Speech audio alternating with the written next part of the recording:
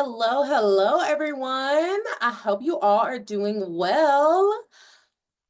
My name is Paula, and I am so happy that you all are here with us.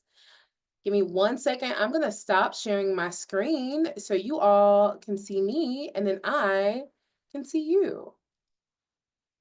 Okay. All righty. How's everybody doing? If you can hear me, can I get something? Oh, let me turn the chat on. There we go. If you can hear me, if you can see me, can I get your name and your county in the chat? Oh,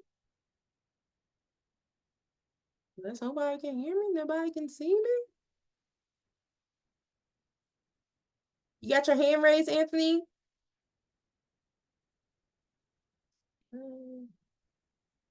Okay, what about now? Can you all hear us, see us?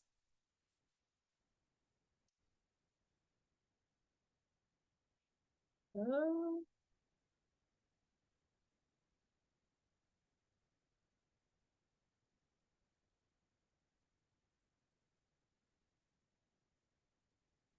I see some people who are, what is it? You said you can't do anything. What is it not allowing you to do, Anthony? Do you see me?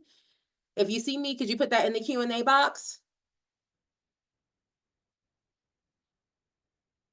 Chat is disabled? Oh no. Should be everyone.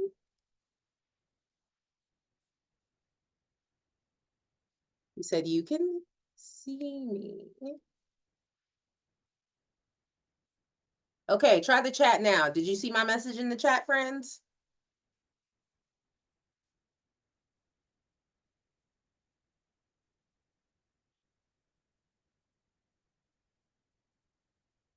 Like Zoom is giving us some technical difficulties. Aha, there we go. Every single time. Okay, what about now? Yes, freedom.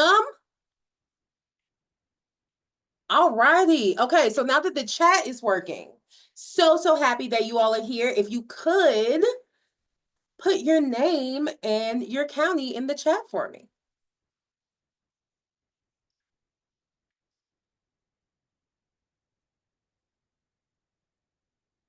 Anthony from Franklin County. Amazing.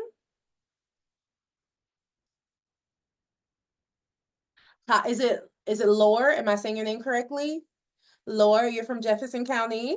So exciting. Who else is here with us? Amazing. Okay. Okay. As Shakespeare says, we few, we happy few. So I am hello from Hardin County. Yes. So I am so happy that you all are here with us for our art form specific webinar here today for GSA. And this webinar, we are going to be talking all things drama, which is so exciting.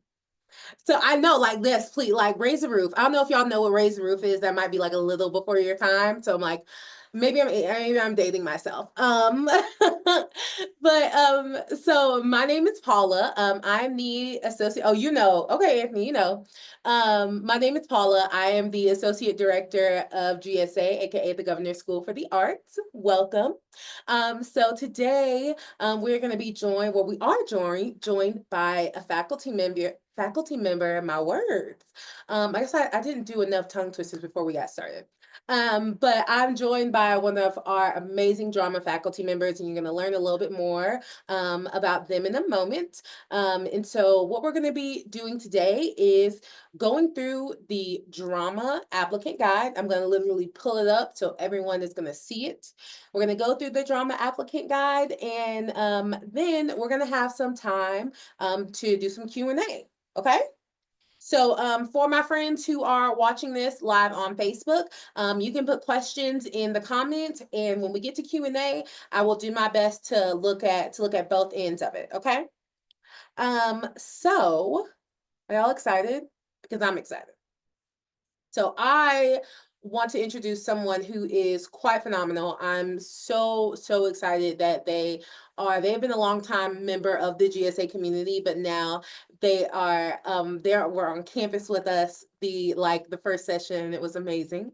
So I'm joined by Darnell Pierre Benjamin, who is one of our drama faculty members and will be adjudicating your auditions for GSA application. So, Darnell, do you want to take a moment to introduce yourself? Hello, Darnell Pierre Benjamin here. Thanks for the intro. Very kind words. Yes, I'm going to be your part of the drama faculty this summer. My focus typically is on movement. And if you've gotten a chance to look over things, you saw that we also have the components of voice and acting as well. But I do a lot of the movement work. And my role here is ultimately to be another eye and ear in the space and to offer as much feedback I can to help you best prepare for your auditioning process. And then I'm going to be looking at your submissions along with others and giving feedback. And then we'll make some final decisions and the magic will start over the summer. So, yeah, my name is Darnell. I'm here to have a great time. You're still, I think you muted. Okay, so me and Zoom are just clearly on two different islands today. Um, Darnell is amazing, and it's been so great to be able to work with him. And I think something that I appreciate so much is that Darnell is here if you have questions, and is like will always do their best to answer your questions. So I say this as as a person who has a lot of questions because I also love to yap. This is a space where if you have questions, let us know what those questions are. And after the Zoom is done, after the webinar is over, if you're like, oh crap, I have another question, you can always reach out to us. We here at GSA, there are no scary adults. We love this work. It is our job to support you all throughout these processes. So please know that we are here and we want to be able to do our best by you. So I am going to share my screen once more, and then we're gonna just do like just a quick few slides that talk a little bit about GSA, and then we're gonna go into the applicant guide. So if you're ready, can I get a thumbs up in the chat if you're ready to go? I hope anybody's ready. We're gonna start anyway. Okay, I got a thumbs up. I got one, so that means I can go. Amazing. So all right, so on my screen, you see this slide that is talking about, oh, not you all saw my notes too. That's funny. Okay, so again, remember that this is not the only way to get information about GSA. You can contact us with any type of questions to the GSA helpline. Or the GSA helpline, and I believe I have our, hold on, did I back up a slide? Yes. So, you feel free to contact us at any given time. We're here for you. We're here to answer your questions. You can feel free to call us. This is our phone number, 502-566-5192. We're generally in the office 9 a.m. to 5 p.m. Eastern Standard Time. So if you miss one of us, feel free to leave a message and we will get back to you. Also GSA info, that is like the first line of defense. If you have questions and you don't know who to reach out to, you can reach out to GSA info. We typically have a 48 to 72 hour turnaround. Sometimes it can be shorter than that. So please reach out. Also follow us on social media. On Facebook, we're the Kentucky Governor School for the Arts. That is where this is live streaming. And then on Instagram, our handle is at KYGSA. So let's back up one slide. There we go. So let's review some information. So as you all know, this is a part of today's session, excuse me, is a part of a larger series of virtual info sessions that we host throughout the fall for anyone, applicants, parents, educators, literally whoever wants to learn more about GSA. This is a space for you to learn more and ask questions. So this is our this is our third art form specific webinar, but I'm actually going to start at the top. So we have GSA 101. GSA 101 is a session similar to this, but where we talk about GSA overall as a process. We have one in September. We just have one October 15th. And then our next GSA 101 is November 6th. So if you walk away from this webinar being like, okay, I got a lot of great information about drama as an art form, but I want to learn more about GSA overall, I recommend you come to a GSA 101 webinar. If you have someone who you also want to come, but maybe none of these times fit in their schedule, that's okay. All of these webinars, along with our art form webinars, are being recorded, and so they are going to be uploaded to YouTube, and then we're going to put them on our website as well. So we want to make sure that everyone has all of the tools.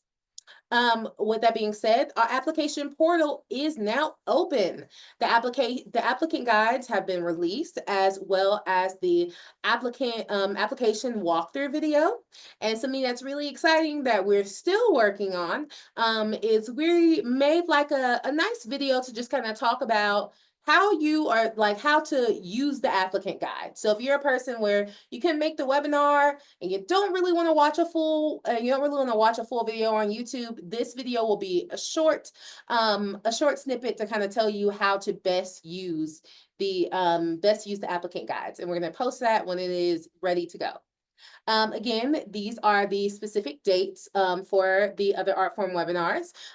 If you would like to come, please head to our website. You can register there the same way you registered for this webinar. And again, as you all know, no cost for any of these. You just need to register so you can get the link. And you already know that we're here for you and here for your questions. So, let's quickly review some information about the summer program itself. So GSA is a 3-week residential program that takes place on a college campus. Currently, we're on the University of Kentucky's campus. Students attend GSA for one of 9 art forms, and the program itself is completely tuition-free. Students are immersed in an intense, challenging, and exhilarating learning environment in one of the 9 art forms. And I will list those art forms here in a bit. So while each student focuses on a specific art form while attending GSA, we do encourage, and honestly, like it's a huge part of what we do, interdisciplinary collaboration. So that means we want you to work with students outside of your specific discipline. We want you to learn about faculty and other art outside of the art of your own. So this upcoming summer, we expect to take 512 students, thanks to our supplemental funding from the Kentucky Department of Education. So shout out to them, because it's only through them that GSA's expansion has been possible. Okay, so GSA art forms. We have 9 art forms. I'm going to list them. Creative writing, creative writing, dance, design, drama, film and photo, instrumental music, musical theater, visual art, and vocal music. So those are our 9 art forms. You can apply for up to 2 art forms, but you can only attend GSA for 1. Some people ask, well, if I apply for 2, what if I make it to the final round in 2 art forms? You can make it to the final round in 2 art forms, but ultimately you will only attend GSA for 1 art form, and you can only attend GSA once. We want to make sure that everyone has the access to this experience, so that's why everyone can only go once. So, while we are so thrilled to be here and to talk about drama today, we know that this session is going to be helpful. But I want everyone to know that, like, in terms of 100% comprehensive information, where do I go for all the things? For all of the things, you go to www.kentuckygsa.org. That website is going to have the most materials that you need. It's going to have all the materials that you need, excuse me. And then if you have any questions, you'll see our contact information there so that you can reach out to us if you have any questions. So, this slide is, of course, the applicant checklist. So, step by step, these are some things that you can do to get ready for GSA and to ready your application. Visit our website, read the applicant guide, which we're about to go over, attend an art form specific webinar, which you all are here at already. So honestly, it's check, check, check, check, check so far. Y'all are like hitting all the boxes out of the park. And then the last one is start preparing and uploading your materials nice and early. So we use a platform called Accepted, and with Accepted, and like many things on the internet, the more people who are on it, the slower things are going to run. So we recommend that you start working on your application nice and early, and as much as you can, have your application done within like a week in advance. So that way you don't have to worry about something happening in the system and your materials not going through. But if there is an issue that happens, we will cross that bridge when we get there. So don't hesitate to reach out.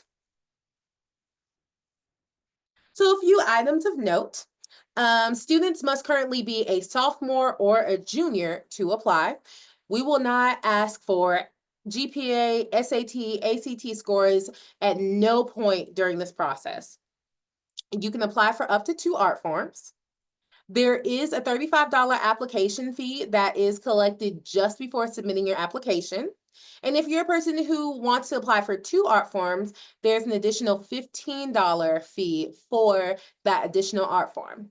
However, if you are a person who is on the free or reduced lunch, and like individually, or let's say your entire district is on free and reduced lunch, both of those fees will be waived with the click of a button.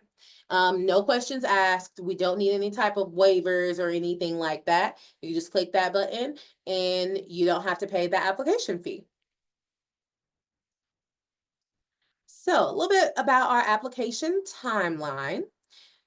The GSA 2025 application is due by 11:59 p.m. That's so specific. It's the end of the day, but literally by 11:59 p.m. on Eastern Standard Time on Sunday, January 12th. So again, note that this is a Sunday, and unfortunately, GSA offices are not staffed on the weekends. We save all of our weekend work for the summer program.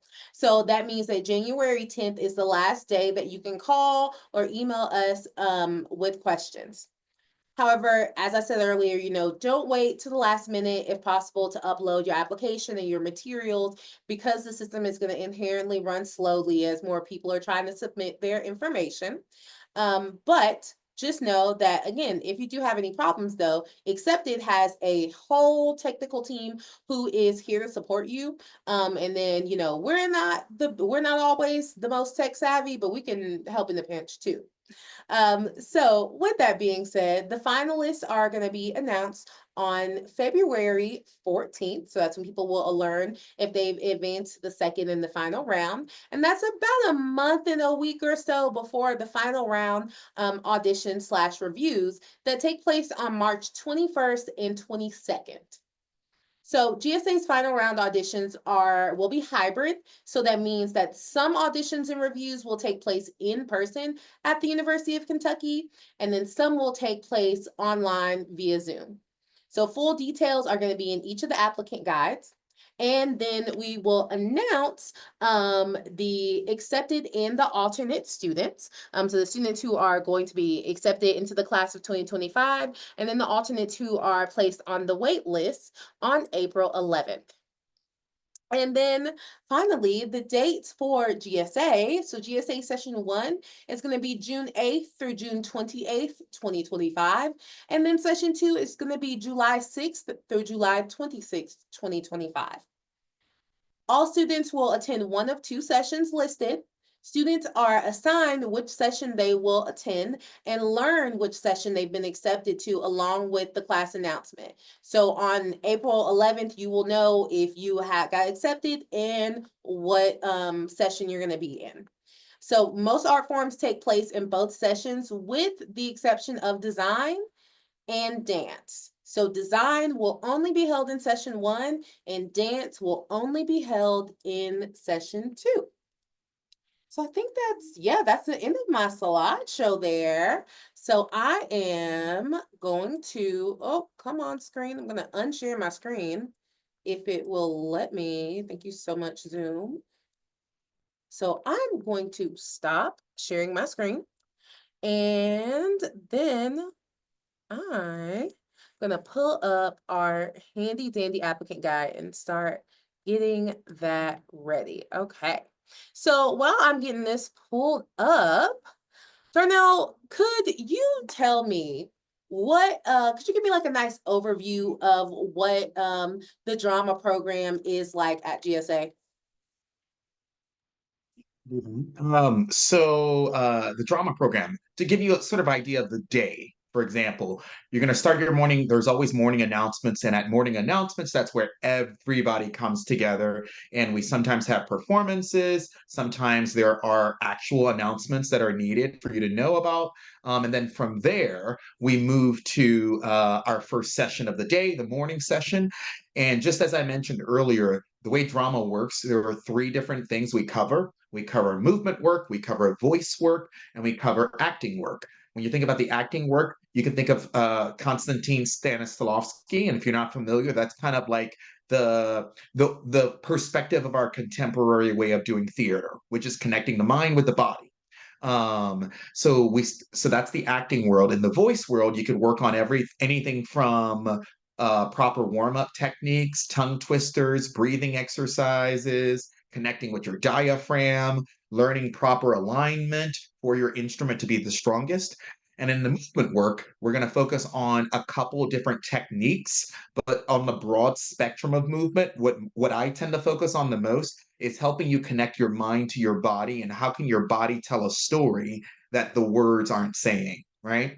And sometimes we do that through helping you understand styles. And when we're talking about styles, I'm talking about like there's the Michael Chekhov technique, there's Stanislavski, obviously, there's Meisner, there's Rudolf Laban. These are all different movement practitioners. And I basically help you work through learning those different things. So you have your morning session. Overall, you want to work on staying in character too. Yes, that too.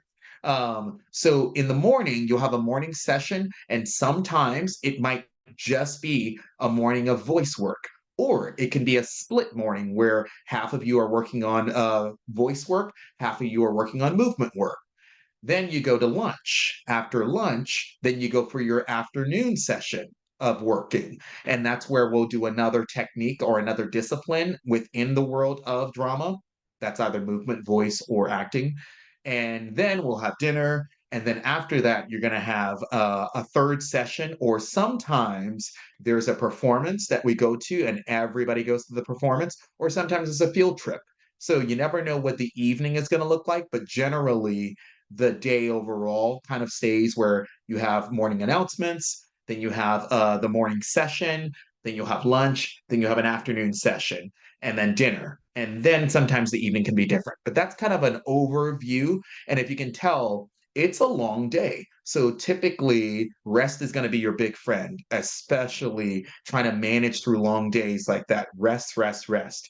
Also, there is a policy that I'm sure Paula will talk about more of not having your phone with you so you're not distracted while you're in the space of working. So that's kind of an overview of the day. For the most part, once you leave the dormitory, you're kind of in it all day.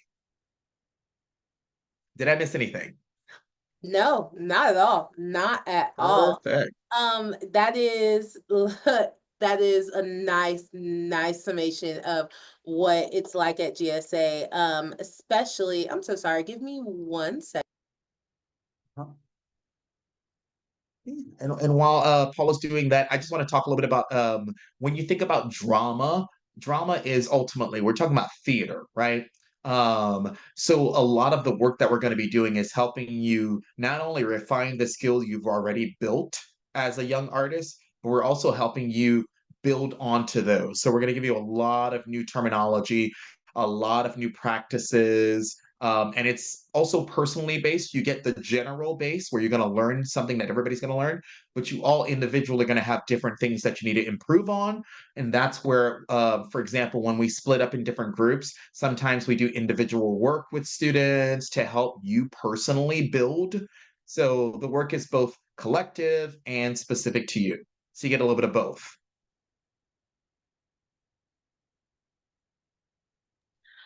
And So yes, as far sorry, as the I had saying, to it's step away for a oh, second, y'all. Um, oh, there you go. my apologies.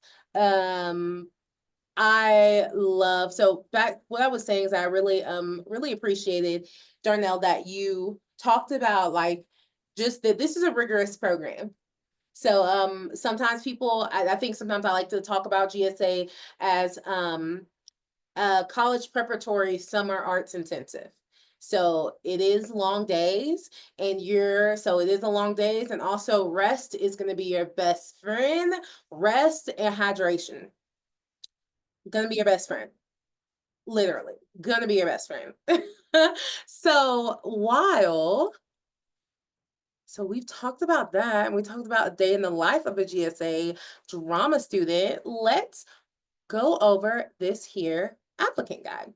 So I'm gonna share my screen yet again. And let me zoom in. Can you all see this okay? If you can see it okay, can I get something in the chat? Oh, I got a thumbs up. There we go. There we go. Amazing. Oh, nice mouse. Thank you very much. Okay, so this is the drama applicant guide. So all of our applicant guides look very similar in terms of format, because while the information is different, the format is going to be similar. So you can always know, okay, this is what area I need to go to learn X, Y, and Z. So you're going to start here with this very cool table of contents. And these are all pictures from the summer program. So you never know, if you make it to GSA, you might be in next year's applicant guide. So we always start with the program description, the preliminary round application requirements, final round requirements, criteria, tips, and then there is the application timeline and the deadline. So we have already talked a little bit about this, about the program description, but I am going to read this because I think it is excellent and it's worth talking about. And then, Darnell, if you want to say anything else about the program description, we'll go from there. So GSA's drama program involves intense actor training with an emphasis on Stanislavski-based acting techniques, vocal production for the actor, and physical actor training, moving the actor towards expressive storytelling, creative collaboration with an ensemble, developing original devised material, and promoting positive change through theater. Drama students receive instruction in acting, movement, and voice and speech, with an emphasis on monologues, scene study, and creating original devised works. Drama students have the opportunity to train with a number of theater professionals, attend summer theater productions, collaborate with other GSA disciplines, and are provided insights into educational and career opportunities in theater. While the program is process-oriented, drama students work toward a final showcase of monologues, scenes, and ensemble pieces for the final day of the summer program. I mean, I think honestly it sums up everything, but there are a couple things I would love to just highlight from it. Cool.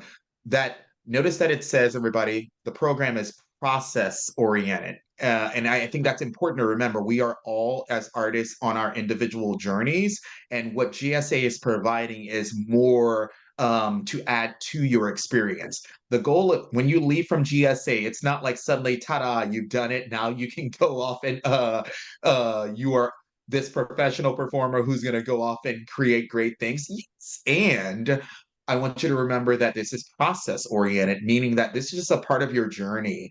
The goal is that this is not the end. The hope is that you take what you learn from GSA and take it elsewhere and add it to your skills as you continue building more skills in other spaces.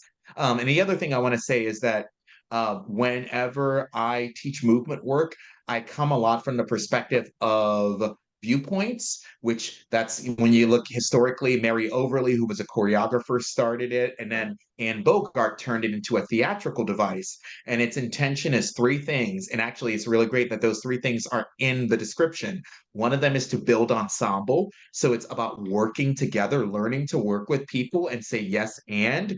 The second thing is training. So often we forget that the training is never done. We are constantly students. And Paula can tell you, the both of us, no matter how long we've been doing this work, we're still learning equally from you, just as much as you learn from us. And then the third thing is to keep in mind that this is about building storytelling for the stage. So I think the description is great. That's me just adding a few things to pop up from there. Again, love that you highlight those things because we are very big on ensemble in the drama, but then also overall GSA is a community. So we're Yeah. asking everyone to creatively collaborate in their art forms and also in this community. And and that means listening and learning about people who are different from you, but still really fun. Something that I want to highlight about this that I think is really, really great. In the in the third paragraph, we say drama students have the opportunity to train with a number of theater professionals, attend summer theater productions. True story. Darnell is very much a working actor. It's giving booked and busy. And so in session one, the GSA students were able to see Darnell in a show. We took a field trip to see Darnell in the show. And I was so incredibly jealous that I did not get to go, but it's all for the cause. So, it's the people who are teaching you and guiding you throughout this process are doing the work, and they are someone who is like they're not just talking the talk, they're also walking the walk, so they can give you maybe a different perspective than you once thought. So it's I really appreciate that aspect of it. Just to add Also, one more thing, yeah. if possible, if I could add one more thing, and Paula can tell you, Darnell likes to play in abstract. So as much as we're going to explore realism storytelling, we're also going to explore how do we tell stories that are not linear? How do we tell stories that are just using our bodies, no words at all? So over the course of your time with the drama side of things, especially with me and movement work, we're going to be playing with some real fun, interesting, unique ways of storytelling as well. Just wanted to add that little part in. That's so true. So true. So you'll see here it says click here, and we have two hyperlinks. One of them shows you pictures from session one and session two of the program. And it like so you can just kind of see, hey, what were they doing? What was the vibes? You can learn about that through those pictures. And then there's also a how-to guide on taping auditions. So if you're a person that's like, oh crap, I've never done that before, feel free to watch that video. And then if you watch the video and you're like, hey, I still think I need a little bit more support, reach out to us at GSA Info. Fun fact, GSA has 5 full-time admin members. Only one of us does not have an extensive background in theater. It's not me, but like everyone is a theater maker at GSA or an artist overall. So please, please, please ask us questions. Amazing. Okay. So here we have the preliminary round application requirements. Again, I see due here January 12th at 11:59 p.m. Eastern Standard Time. So if you are on another time zone, again, please be mindful that here at GSA, especially with our admin team, we are working in the Eastern time zone. So for the preliminary round application, you have to submit the following. And the first three, everyone has to submit them. They are 2 recommendation forms, a personal short essay, a personal question video. So, um, moment of transparency, Darnell, if you're comfortable, I think, do you mind if I talk a little bit about why these things are important to the adjudication process, and then like we'll tag team?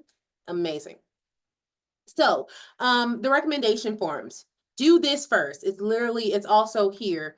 Do that one first. Make sure. So with the recommendation forms, we're asking you to identify two people who will complete this form, and then these two people who are in support of your GSA application. So each person is going to complete the same form separately. In past GSA cycles, we've asked that these people be a teacher, and a school administrator, or a teacher and a counselor, but in the past, but that is now changed. So these folks do not, it doesn't just have to be people who are at your school. Um, the recommenders can be anyone who can speak to you and your artistic abilities and potential. So it has questions about that, and then it also has questions about how you contribute to the learning environment, the community, your overall fit, and your overall fit for GSA. So you can select two recommenders who can speak to these things. And we encourage you to, reach out to folks ahead of time. So if it is someone at your school, that is absolutely fine. The more experience they have with your artistry, the better. However, if it is someone who is like, maybe you don't do art, maybe you don't do the specific art at your school, and you might do it at your church, or you participate in a youth group, or you volunteer at a different organization, those people can be recommenders as well.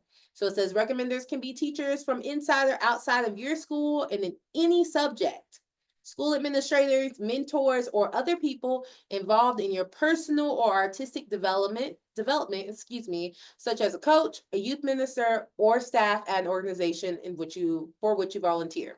So it's like nothing is off limits for recommenders, except family. So you can't have your direct, like you can't have your family, like if your mom runs a theater company that you just happen to be a star at. Unfortunately, mom cannot fill out that recommendation form.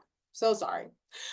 So with that, you are going to enter the names and the email addresses of each recommender in the application. And then those individuals are going to receive an email from Accepted instructing them on how to complete the recommendation form.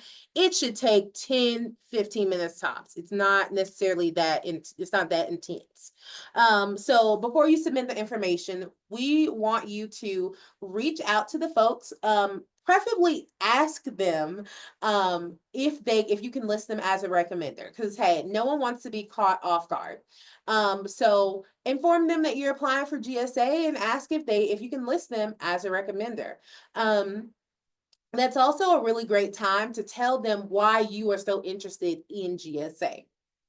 Then you're going to confirm the email address you have for them, double check that spelling, and know that, like, say you think you double check the spelling and maybe the spelling is messed up, it's okay. Reach out to us at GSA Info, we can correct that. So you submit your recommenders information as soon as possible, so they have plenty of time to complete the forms. And then these are the things we want them to check their email, and then you want to make sure that they're checking their email, and then you also want them to confirm with you when they have submitted the form. Amazing.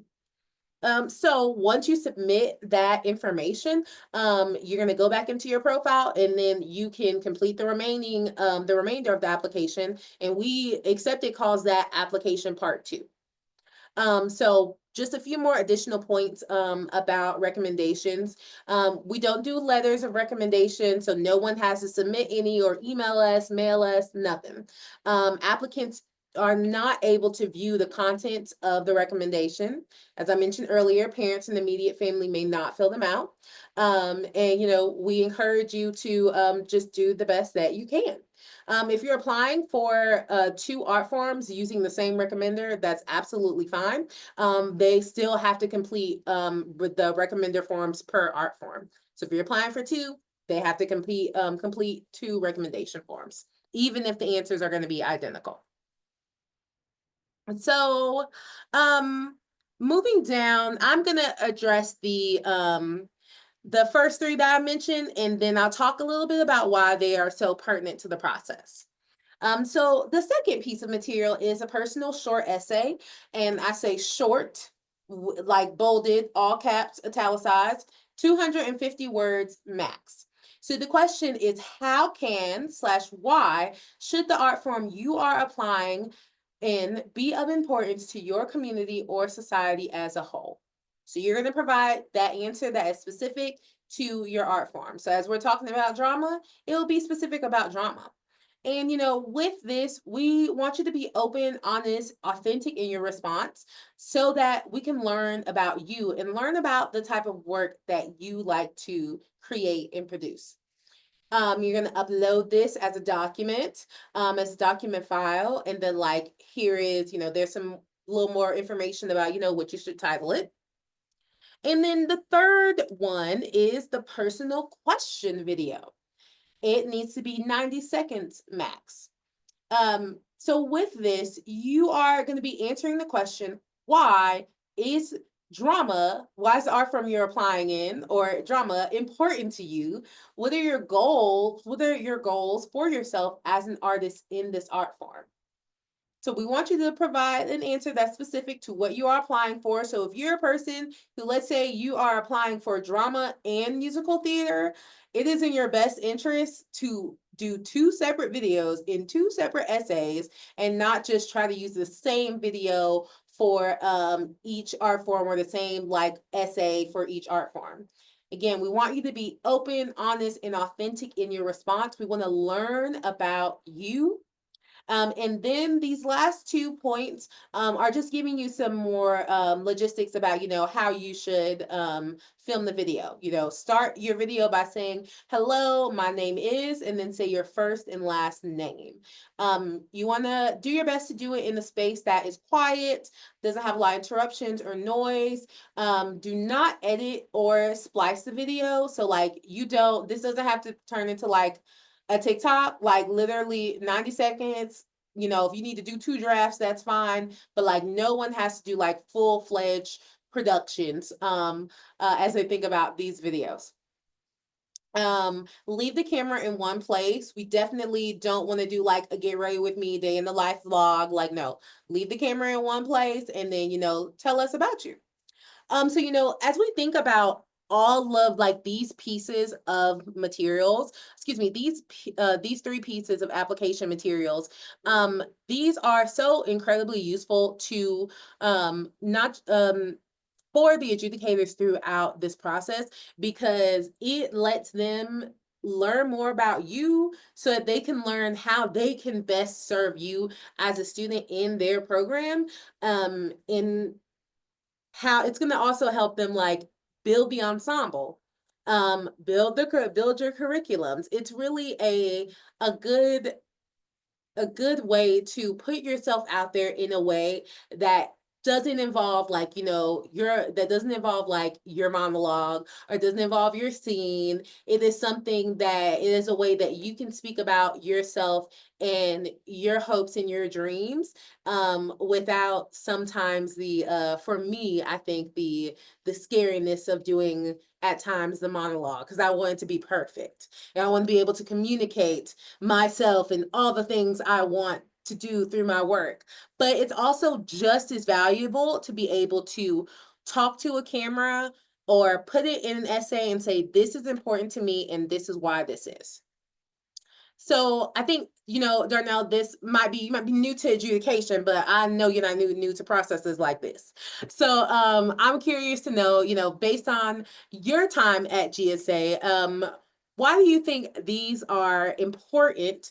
And what do you think, what are you going to be looking for as an adjudicator?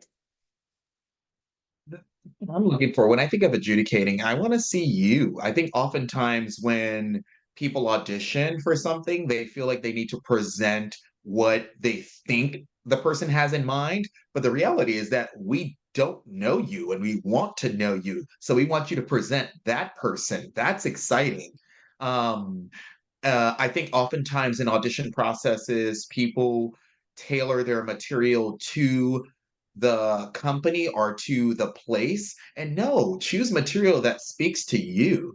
Share things about you that shares you. So I think more than anything, just remember that there's going to be a collection of so many students over the summer from so many different backgrounds, racially, gender expressions across the board. There are just so many different kinds of people, and we want to just know what you are bringing to that, and that's you. So mostly I'm looking for just somebody sitting in their truth and owning everything about them, and don't get in your heads about, like, let's say for example when you're recording the video and you have a little hiccup on words and you trip over words. We do that all the time. That's okay. That's not something that should cause you to worry that you need to scrap the entire video and start over again. Because more than anything, what's interesting to me when I think about performers is not the mistakes you make, but how you recover from it and how do you still show up. So I think the thing to remember is that we don't know you and we want to know you. So that's what I'm looking for, people who are willing to share themselves. And I want to make something very clear. That doesn't mean that if you're a shy person that you need to put on a persona. No, if you're a shy person, be you. Don't feel like you have to present any other way than you are, because anybody who knows me well enough will tell you that I'm going to be Darnell in any space I'm in. And the little bit of time I've known you, Paula, I can say the same thing. And I love that. And I love But that. like, So that's why if you notice there, it's phrased be open, honest, and authentic in your response. That's important. That's absolutely important. And if you do, and as you go through the process, and when you do, let's say for example you get accepted and you join us for the summer, you're going to see exactly what I mean. There's such a variety of people who show up from so many different walks of life, and that's the magic of GSA, this community of people from all different spaces coming together, and that's what we're trying to create. So we want you to show up as you. That's number one, honestly, really what I'm going to be looking for. so Darnell, thinking about like how to, show up as you, and like I think you said, would you say living, sit in your truth, living your truth? Would you Sitting all up in it. sitting? I love that. How, so let's say someone like, this is their first time having to talk about themselves and their art in like in this form. What suggestions would you give someone to like help best formulate like their responses, whether it be the video or whether it be the essay? Love that question. That's a great question. So I teach an auditions class, and it's literally about the process of auditioning. And there is this Rosser Reeves. I'm about to get nerdy for a second. Go with me on a journey, y'all. So Rosser Reeves was this marketing genius, and he came up with this idea of how to sell products, right? And there is this casting director by the name of Julio Agustin, who wrote this book called The Professional Actor Handbook. And in this book, he talks about how unique selling points is what he always tries to push people towards. And that's things like looking at three different things. What is your reputation? What is your personality? And what is your type? So, what I would suggest, ask people who know you well, who've seen your work, who've worked with you in any capacity. Hey, how do you see me personality wise? What kind of type do you think I am? What's my personality like? And those little things you'll get from people are all things you can use in your video. Because I mean, the challenge I always think of selling yourself is that you have one view of yourself, right? But other people, your circle, that's why we ask for recommenders, people who can recommend you because they are a voice that gets to see you on the outside, right? So sometimes it takes asking those people for suggestions so that way you can have something to add into your video that you might not have even thought of about yourself, or in your essay that you might not have considered. So I'd say use your resources. Ask the people who know you or who have worked with you, what are their thoughts? So that way that can help you have a wider perspective of how to approach your video and your essay. I That's how you love. do. Use your resources. That's what I always say. Use your resources. Yes, that is so important. Use your resources. I think sometimes we're always taught about critical thinking, critical thinking, critical thinking, and I think it can be a phrase that can be that can be a little overused. And then you're like, well, what do I have to do? How do I think critically? Just start talking about your art to people. Just get on your soapbox every once in a while, because the more comfortable that you get expressing your art, and expressing, like, why you feel the way you feel about it to people who you are comfortable with, that is what's going to make it easier to talk about your art to people who are strangers. So Yeah. get comfortable talking about your art and yourself, and get comfortable like selling yourself and your assets. Sometimes we can be our biggest enemies or our biggest critics, and this is a space where everyone is talented or you would not be interested. So get comfortable talking about yourself, your goals, your aspirations to anybody and everybody who's willing to listen. I mean, I want you to control the Thanksgiving dinner table if you celebrate. And Um, then also, like, something to consider, if it's easier for you, create an outline. Give yourself like 3 points that you want to hit. Three things that you know you're good at. Let's say, for example, if you want to say you're public speaking, you have a history of doing really good public speaking, or are you really good with movement storytelling? Or are you really good with how to tell a story as a director? Maybe that's your strength. So just think about your strengths, list them in an outline, and let that be your guide. yes, love a good outline. So the next part of the uploads are going to be the art form specific questions. So these questions, truly it says here, there's no right or wrong answer, and that is correct. There is no right or wrong. There's no right or wrong answer. These questions are truly to learn where everyone is in their access to training skill, like to training classes, lessons, etc. So know that, like, these are not like, oh, the biggest deciding factor. No, not at all. We just want to know what you have access to and what you don't have access to, so again we can better build the program for the class that we are accepting and not the class that we want. So the next one is going to be one monologue. And this monologue, one video, max 90 seconds. So you're going to introduce yourself. You're going to slate. You're going to state your name, the character's name, and the name of the play. So the example it gives here is, and I'm going to make up my own example. Hello, my name is Paula Lockhart, and I will be playing the role of Rose from Fences. You're going to slate. So after you do, so here are some things about your monologue.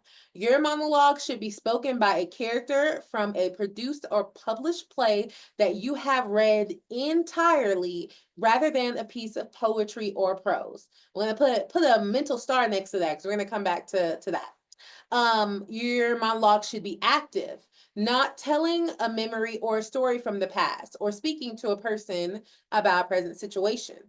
Should absolutely be memorized. You should not rely on props, costumes, makeup, or any other technical elements. Your monologue should not contain material or language that others might find offensive. So, we don't want to like drop a whole bunch of F-bombs or anything. Should be a character who is close to your age. Generally 12 to 25 is a good character range for most high school performers. Your monologue should not require a dialect. And then you can portray a character of any gender identity as long as the guidelines above are followed.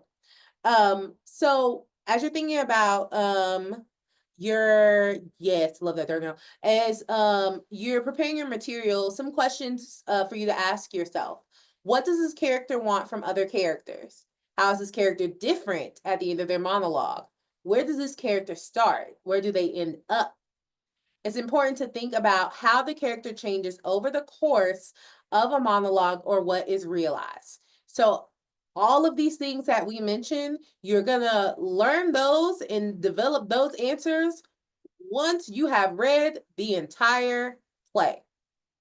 So, please make sure that as you're choosing works, that it is works that you are familiar with, works that you have a copy of.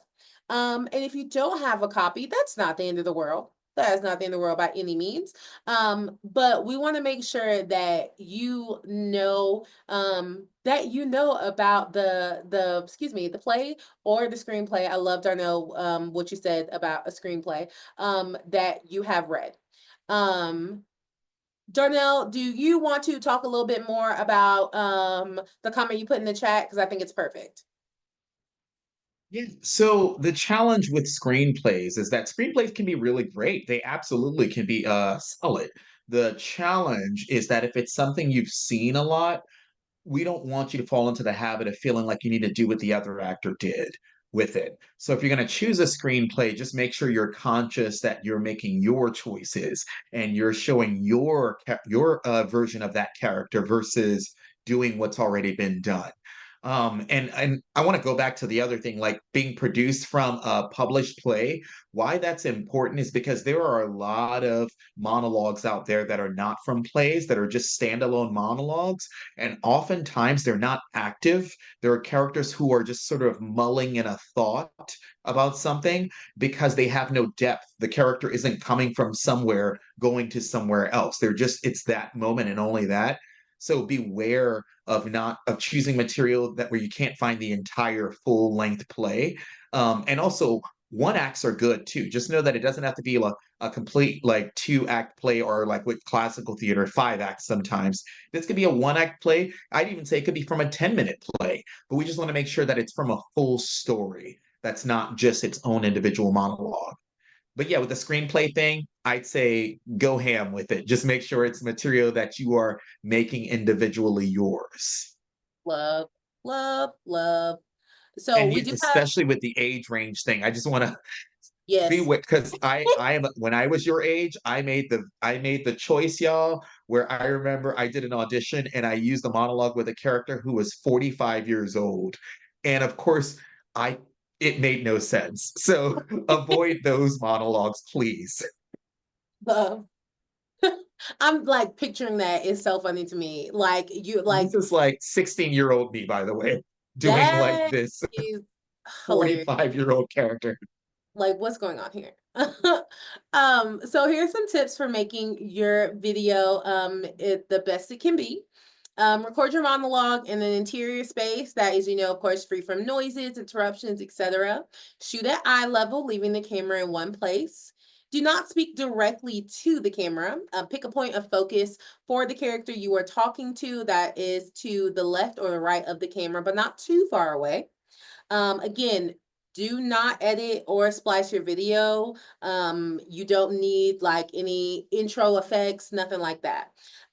Watch your video, make sure that you can be seen and heard, and ensure that the video plays all the way through. Especially once you've uploaded it onto Accepted. Just double check to make sure that your videos play because, sometimes people have issues where they've uploaded it and then our adjudicators will go and they'll be like, yeah, I can't watch this video at all. And that doesn't disqualify you by any means, but it does kind of make the process a little longer for the adjudicators. And we want lots of people to apply, so we want to make sure it's as seamless as possible for everyone. And then of course, you need to name the video file, your name and then the monologue.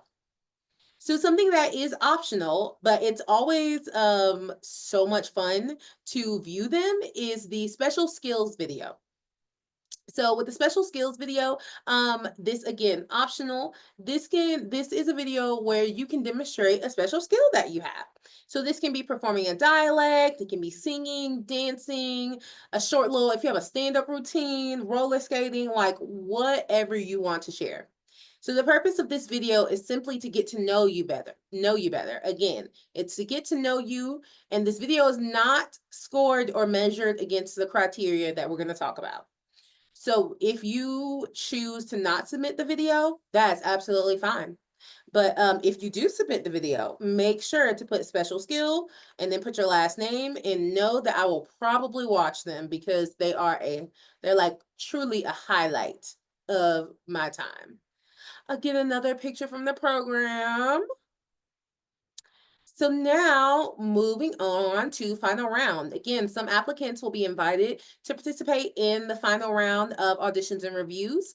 And so everyone is going to learn whether they've advanced or not on February 14th. And then the drama final round auditions are going to take place in person at the University of Kentucky on March 21st and 22nd. So, with the requirements for the final round, the first thing is going to be we call it it's a pre-review questionnaire. Sometimes you'll hear people call it application part 3. So once you advance, you're going to be moved on to a new part in the application where you can answer, where you will have to answer more questions. It's a short little questionnaire, and it's going to cover a range of topics. It'll ask you again about experience in your art form. Let's say it might ask you about your favorite playwright or your favorite play, your career goals or your college goals. This is not a quiz. This is not going to be scored. Again, it's a way for the adjudicators to get to know you, especially as we are like dwindling down and making, our ensembles. We want to learn we're going to learn who do we think is going to mesh well with who. So speaking of that, the audition is a group audition. So auditions last approximately 45 minutes. During that group audition, you are going to participate in ensemble-based theater exercises, and then you're going to do some improv. And with that, you won't have to worry about like, oh gosh, who is in my audition? Do I need to do this? Do I need to do that? No.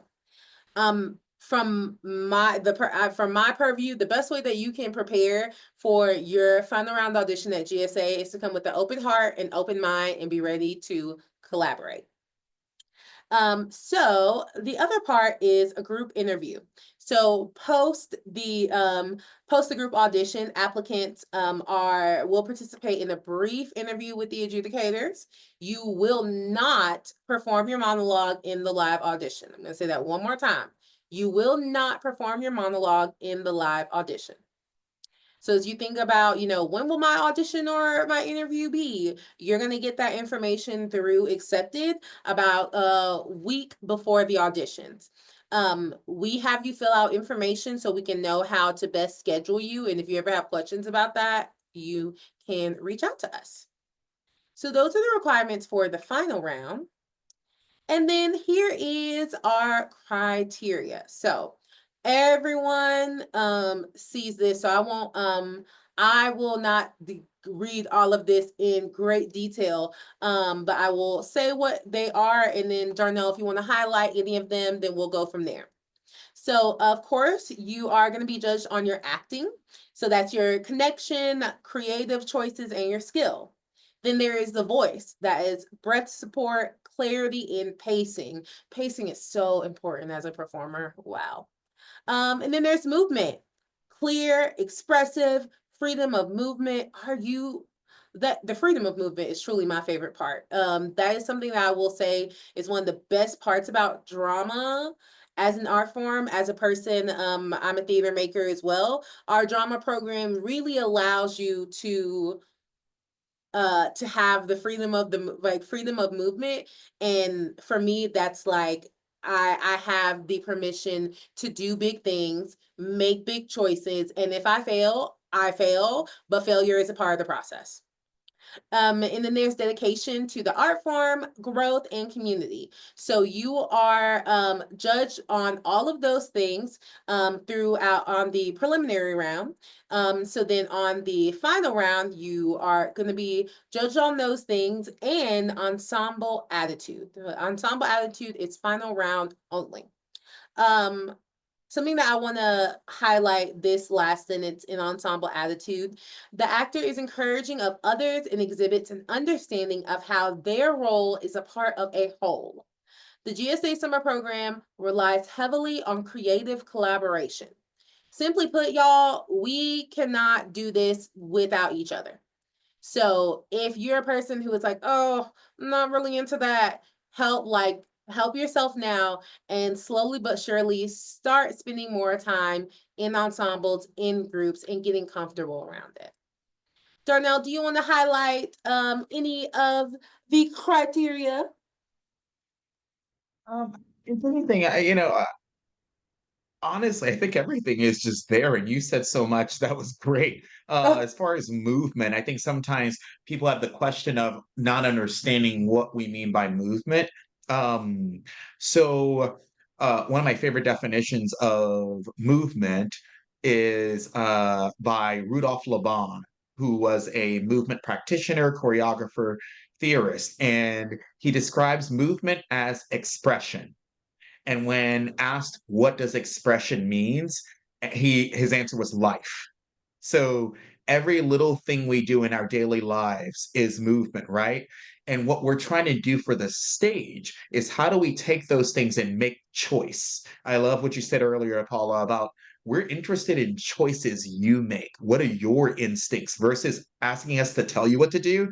Just know that, especially when you're working with me over the summer, I'm not going to tell you what to do. I have questions. I'm curious. I'm more curious about what you're interested in bringing into the space, and then we craft that.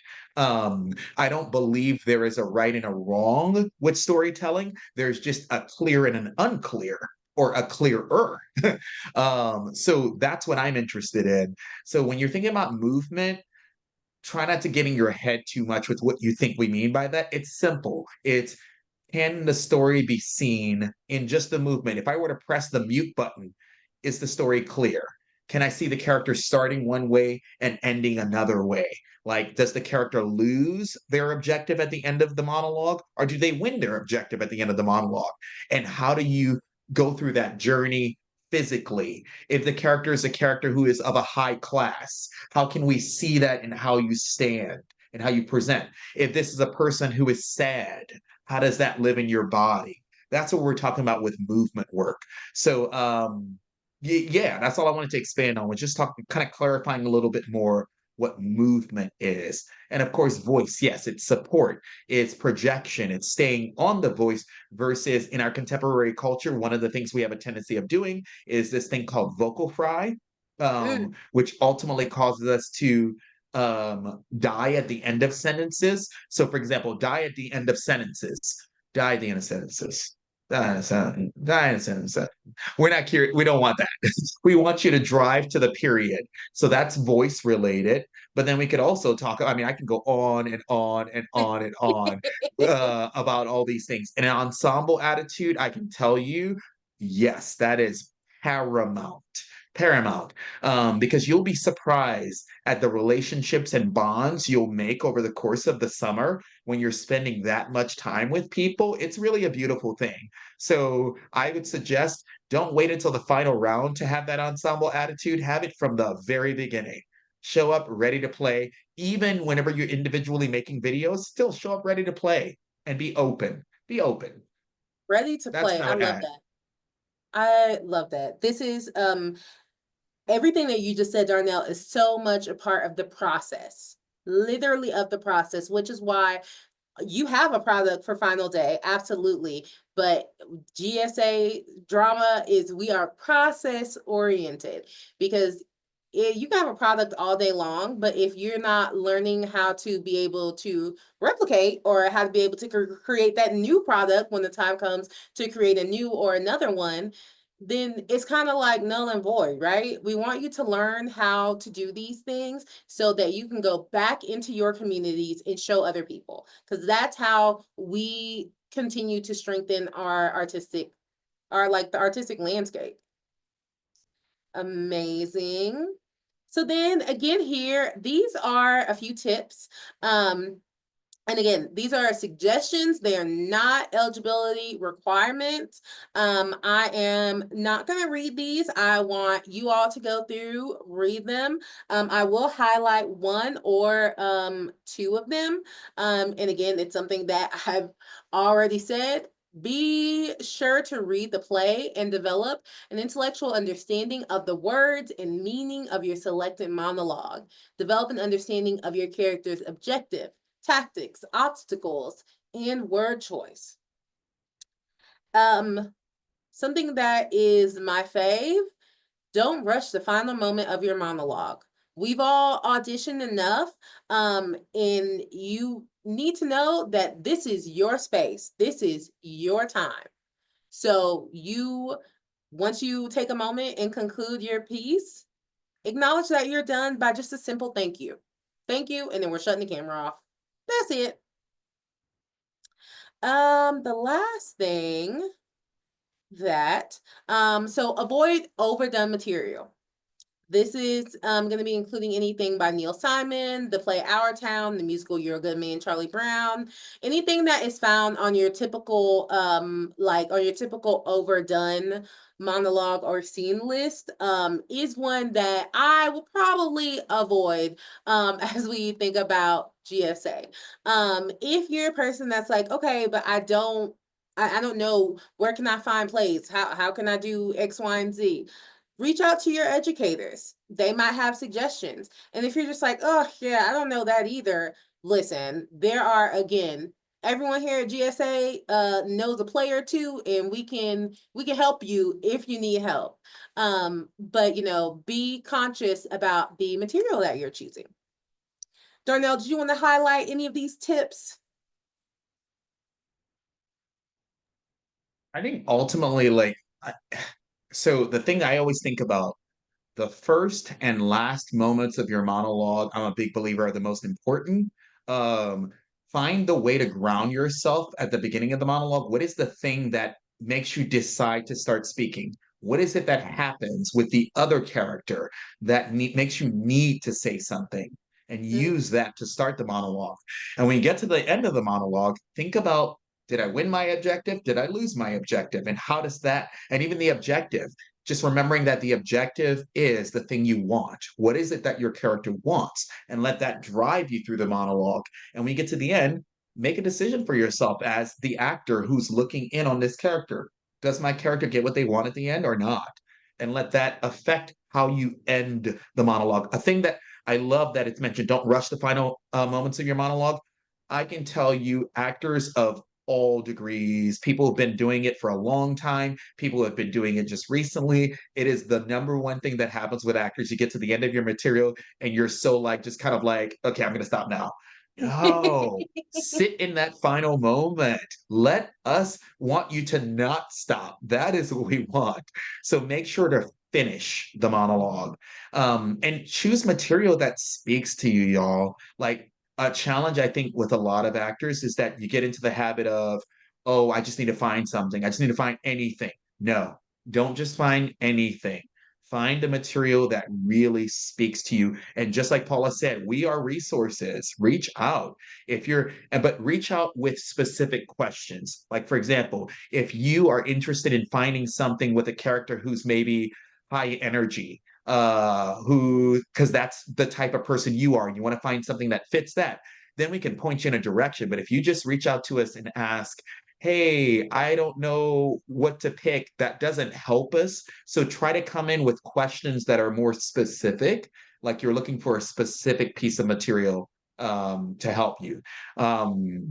Also, back to the thing I said earlier, use your resources, ask people who have worked with you in theater, or maybe even somebody who doesn't do theater, but they might have an idea of, oh, yeah, I remember seeing this play, and I think that's something you could do. So Mhm. trust and believe you don't have to do this alone. You do not have to do this alone. So ask for help. Yes, we all have to ask for help. Always. And so, two things I want to point out. Something that Darnell said. Darnell, you said choose material that speaks to you, and then you said you want to be driving as you think about like you're driving towards the end of the scene. Those are verbs. Those are active verbs. We want our material to be active, to be getting a message or a point across, and you can do it. We know you can do it. So the last few pages of the applicant guide, again, just a few more tips here. And then it has the timeline, which we've already talked about. It has the information for technical support for accepted, and then it has like our information. So we are going to transition into Q&A. So if you all have any questions, I know we're a little bit past time, so if you have to jet, it is okay. But we are going to have a little bit of time for questions. So if you have a question, go ahead and put that in the Q&A box right now. And while we are going through while people are, taking the time to think about their questions, Darnell, what advice would you give someone who is on the fence about applying the GSA?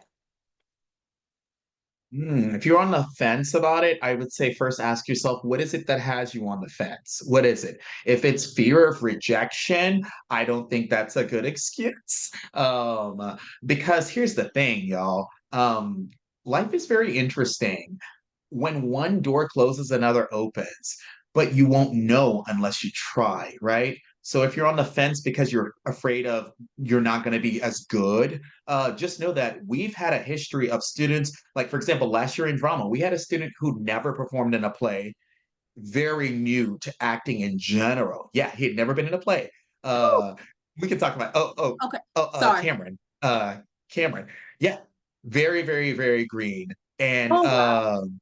And yet at the same time was one of our stronger students because he came in with just raw talent. So don't let prior lack of experience be a reason why you don't apply, also because we have a variety of people with different abilities and strengths. Also you might think to yourself, well, it's the movement part that makes me nervous. My suggestion with that would be, guess what? Movement is everything. Breathing is movement. Your heart beating, even when you're just sleeping, is movement. So we are always in a state of movement. So don't let that get in your way. Let's say you're hearing voice and you're thinking singing. Something I want to clarify, that the singing discipline is a whole other thing. We're not going to be doing that. That's musical theater. We're going to be doing purely speaking. Now, granted, one of the things that the voice instructor is going to work on with you is projection and allowing your voice to open up. So that's where the focus is on voice. So um uh, so that's the three different. Okay, I'm trying to think of what else. So if it's fear related to any of those things, just know that that's why we're here. That's exactly why we're here, is to help guide you through the challenges that you might have. But and also I would say if you're on the shy side, for example, that might be a reason why you might be nervous.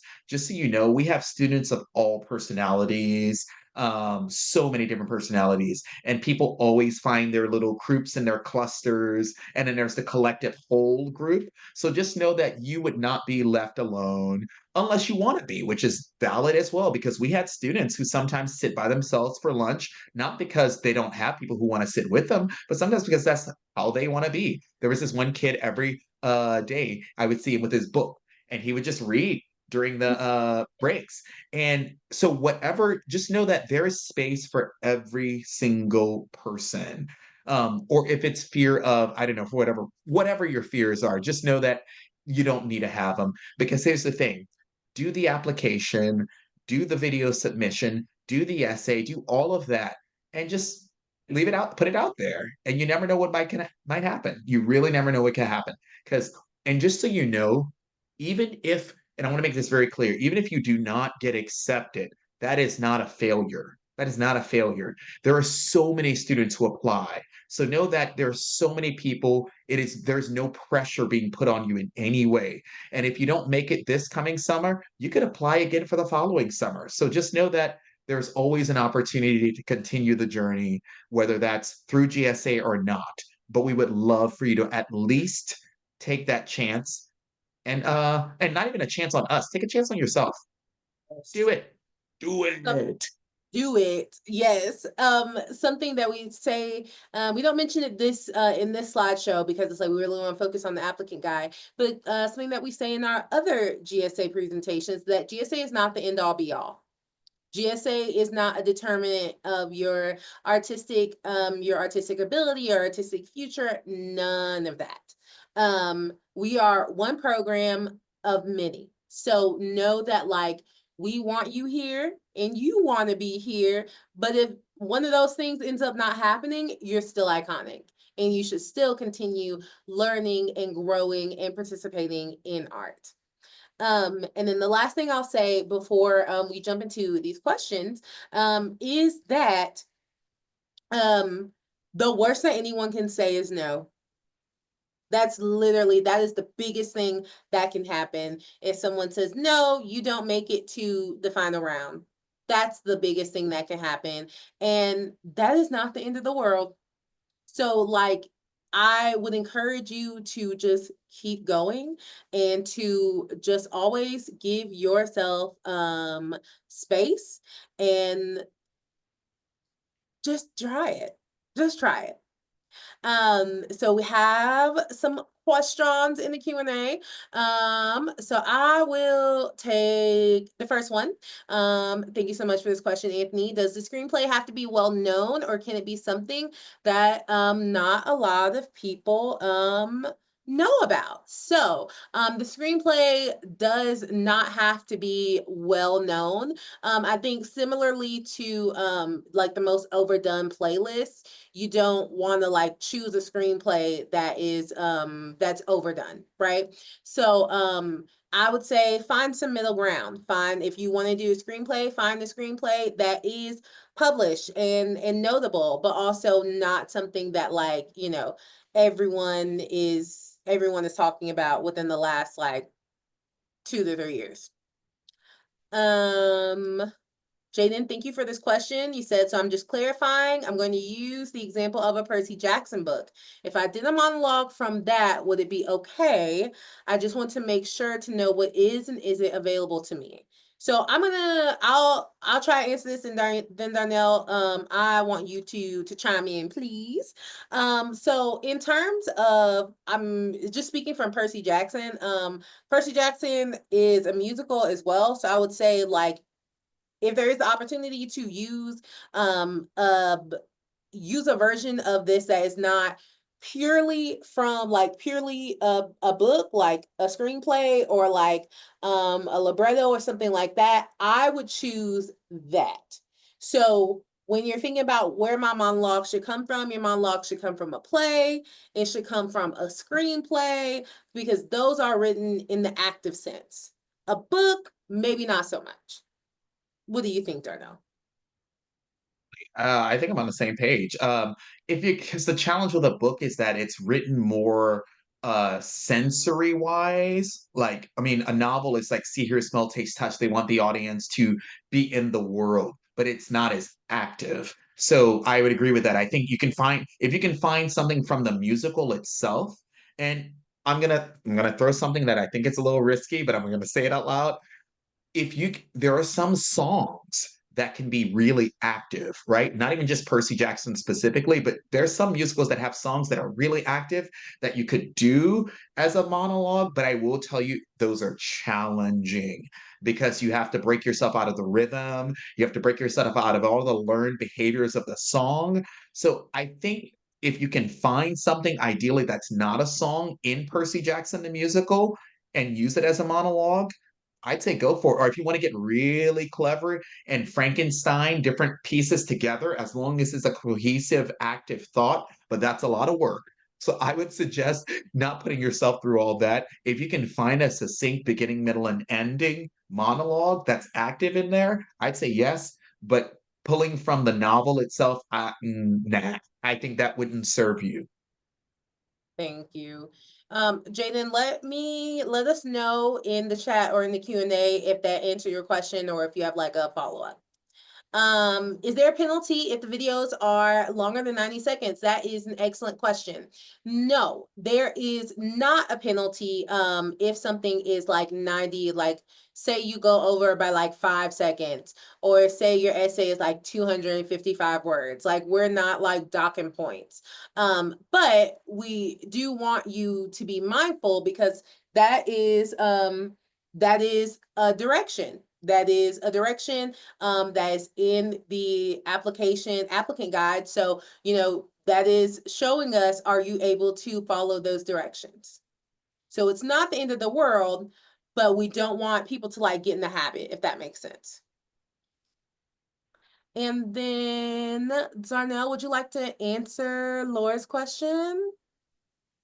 Yeah, well, okay, so if I'm understanding, I just want to make sure I understand that. Are you asking basically, you know how, okay, we're looking at the layout of the day, a day in the life of, are you saying if you can pick and choose if you can be in the morning, afternoon, or evening session for works with faculty? Just so you know, that's not a choice that can be made. That is something that the schedule dictates. Now, granted, if there's an emergency or a situation where you are not able to, that is a whole different conversation because I'm sure GSA would be able to accommodate any different abilities or whatever. But generally speaking, we like to have all the students within their disciplines together with the other students, unless there is an emergency or some already known reason why. Am I right in saying that? Yes, I think something. So, I think Oh, session one or two. yeah, I think yeah, so I think we're talking about yeah, the like the so for the session assignments, you will making it to the final round in application part 3, you are going to be asked to list your session preference and why.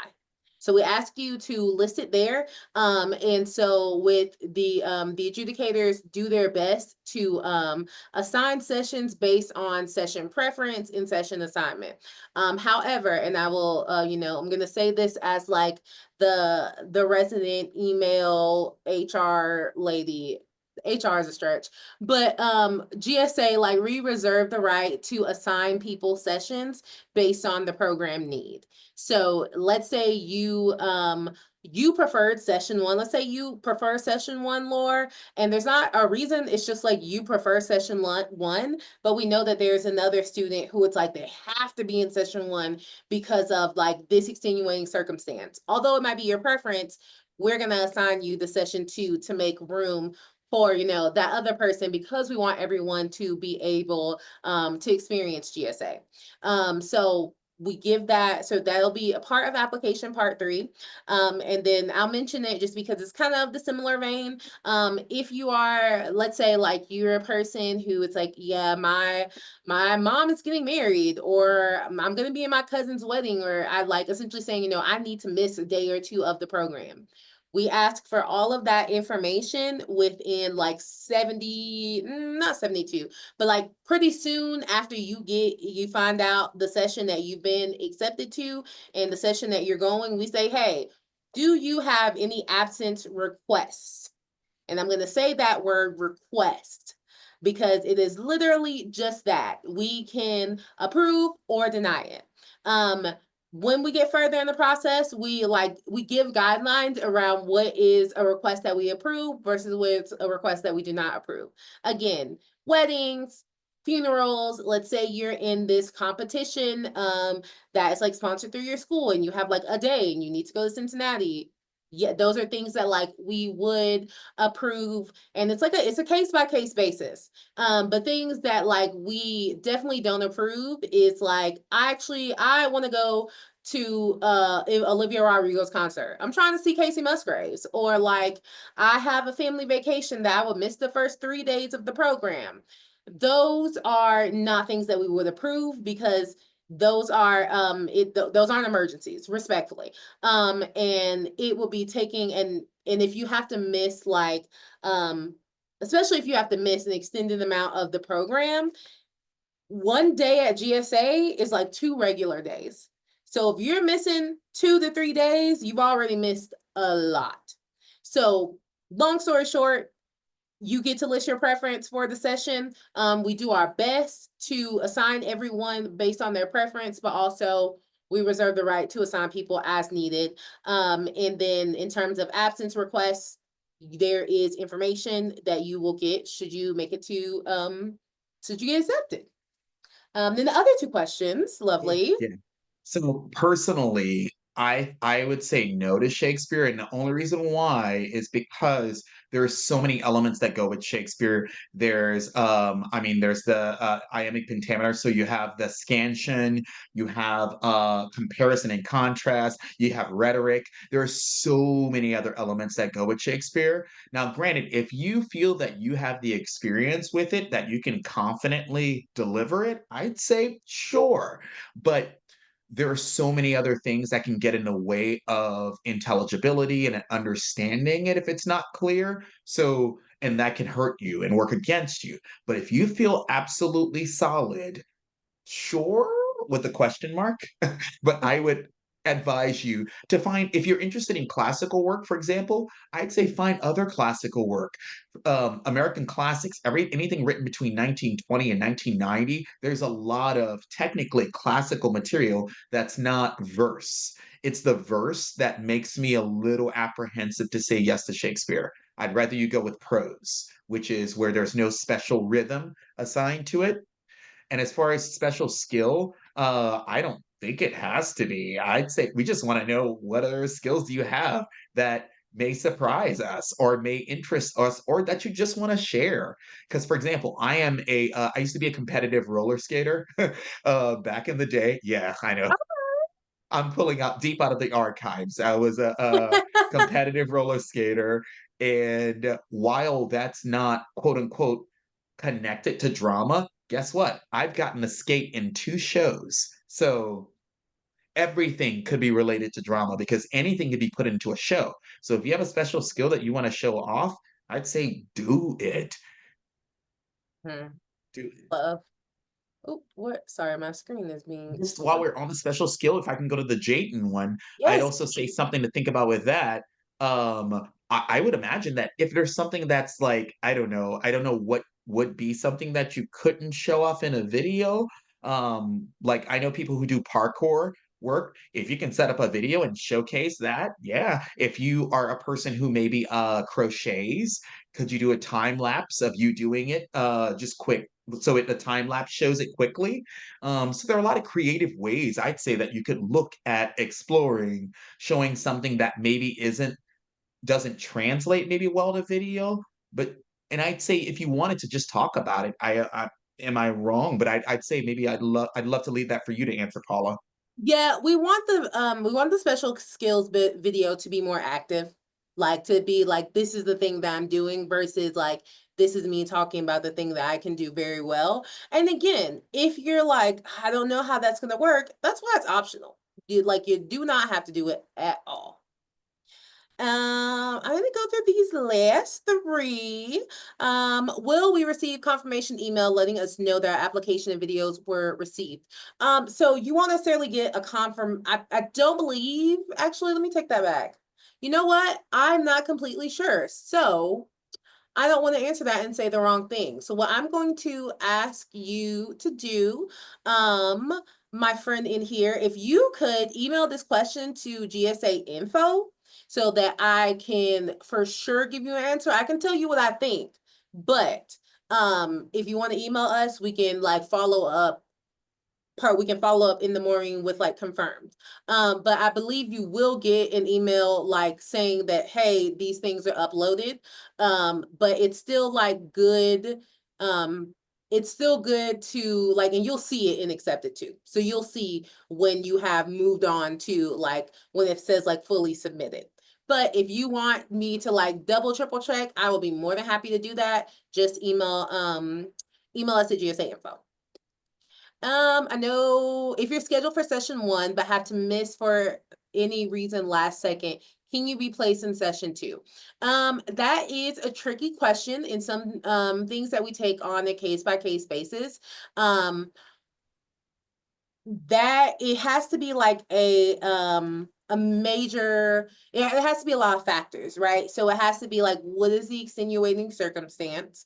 And then also is would you be able to apply again? So for example, we had a student who had an illness, and we kind of knew about this illness ahead of time, but they were going to be unable to be in session one because of that, but hopefully they would have been able to make it to session two. So we had to clear things with the faculty, make sure that it was okay, and they were able to come to session two. Now, it does not always work out that way.